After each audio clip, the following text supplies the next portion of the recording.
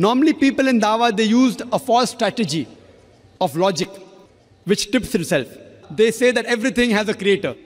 So based on this, they try and prove that everything has a creator, which according to me is a wrong logic. For my own clarity, this is a rather spontaneous question. I have a friend, she's an atheist, and on our endless debates on the existence of God and all that we talk about, she has two claims, she makes two claims.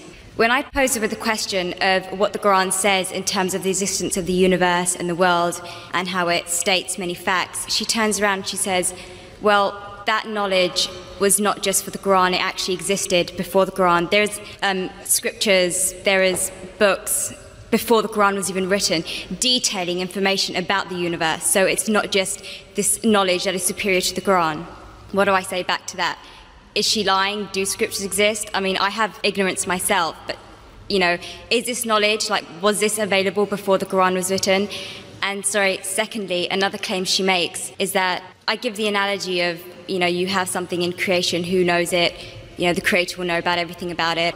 And I talk about, you know, if there is no God, how can we possibly exist if you keep on going further and further and further and back? There's no end, and if there's no end, how do we exist? But then she says, well, from a religious point of view, you say, well, God is the end. Well, I say as an atheist, who says God is the end? Who created God?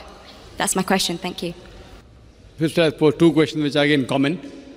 The first question is that all the things mentioned in the Quran were already present before. So what's new? It's present in other scriptures and other books, etc. That's the first question. The second question is, who created God? As far as the first question is concerned, I do agree that certain things were present in time before the Quran, but they were not called as established facts. They were not called as established facts. For example, the thing I quoted, that the sun, previously people thought that the sun rotating. There are certain things which were there in the Greek history and the philosophical history.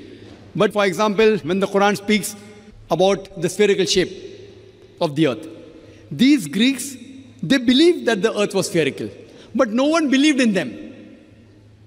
So certain facts, not all, a small percentage, what the science has come to know today and what Quran mentions, were told by people previously, but they failed to realize that the same Greeks mentioned 100 other things which were unscientific. The same Greek even mentioned that the earth was center of the universe, which is totally wrong. So imagine if 100 points are mentioned and Muhammad Sallallahu Alaihi Wasallam picks up one which is correct. That's also not possible. So I do agree with you, sister, that certain things were mentioned before science established as a fact today. But these things weren't established that time. And to say that out of the 100 false things they mention, if one thing is right, to pick up the one correct thing is again also not possible. Once it's possible, but not thousands of times, sister. Because only a person who is, even a scientist cannot do that. Only the Creator himself can do, and that's Allah subhanahu wa ta'ala.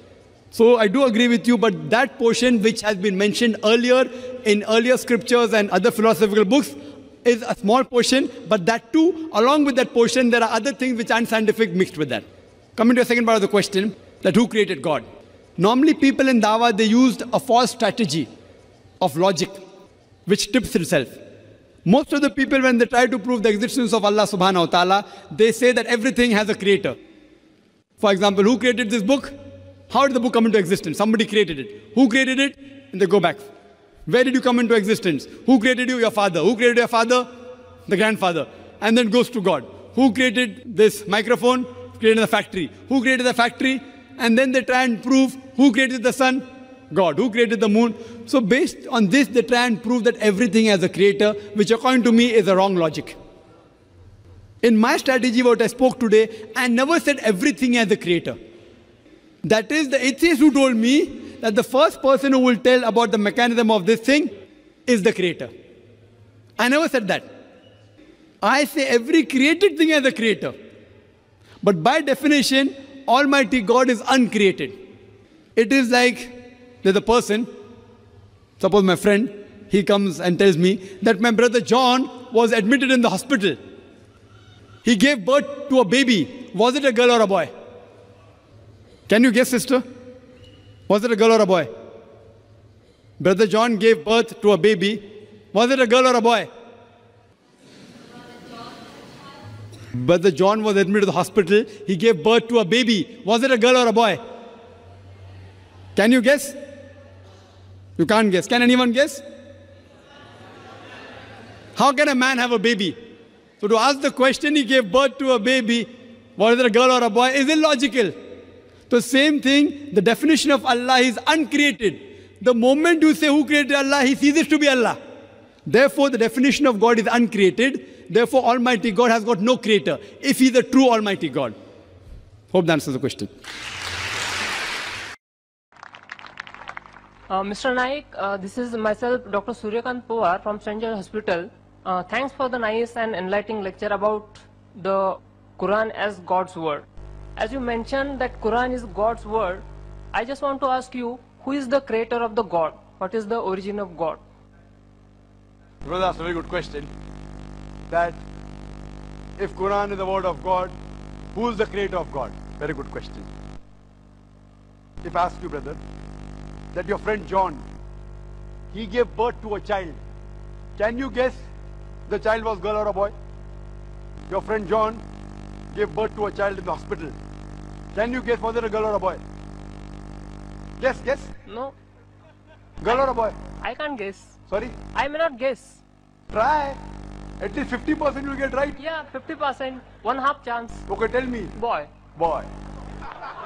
Whether can a man give birth to a child? No. So is it a girl or a boy? But the name can be followed female. I'm asking you, your friend John. I don't know anyone female called by John. No, we can call. No. Na? Okay, suppose a friend who is a boy, is a man. He went to hospital. He gave birth to a child.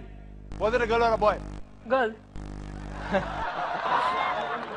Can a man give birth to a child, brother? No. Now you understood. A man can't give birth to a child. So where's the question of it being girl or a boy? So by definition, God is uncreated. So a question, who is the creator of God, is like I asking you a question. Your friend who's a man, he gave birth to a child, is it a girl or a boy? The question is illogical. Because by definition, a man cannot give birth to a child. So where's the question of girl or a boy? So by definition, God is uncreated. Every created thing has a creator. God does not have a creator. Therefore, my argument with the atheist, I never ever said that everything has a creator. I said every created thing has a creator. But the God is uncreated. By definition, the moment I mention who is the creator of God, he is not God. Therefore, by definition, God is uncreated. Hope that answers the question. Okay. Thank you.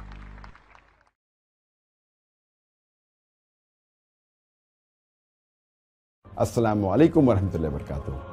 I did my education at a Christian missionary convent school, and alhamdulillah, by Allah's grace, I was always amongst the toppers in the studies.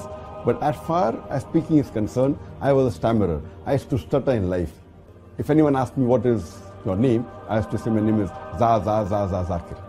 The person who changed my life or the direction of life was Sheikh Ahmed Deedat. He was a Muslim scholar of the Christian Bible, and he was a specialist in comparative religion. He changed me from a doctor of a body to a doctor of a soul.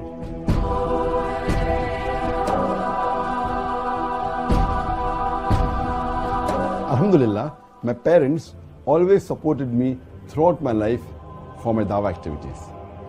And my mother wanted me to become like Dr. Chris Barnard, who was the person who did the first heart transplant in the human being. Later on, when I asked her that, do you want me to become like Chris Barnard or Sheikh Ahmed Deedat? She said, I can sacrifice 1,000 Chris Barnards for one Sheikh Ahmed Deedat. My main mission of life is to unite the Muslims.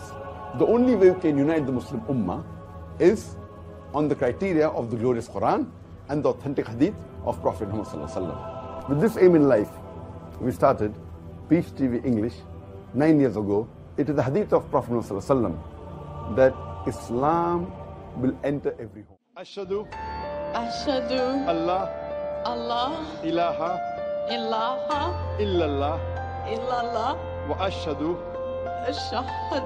anna Muhammadan abduhu wa rasuluhu. I just want to say, Subhanallah and La ilaha illallah.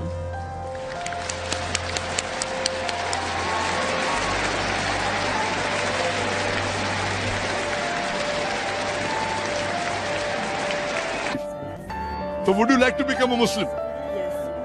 Ashhadu Ashhadu Allah ilaha illallah wa ashhadu anna Muhammadan abduhu wa rasuluhu. MashaAllah.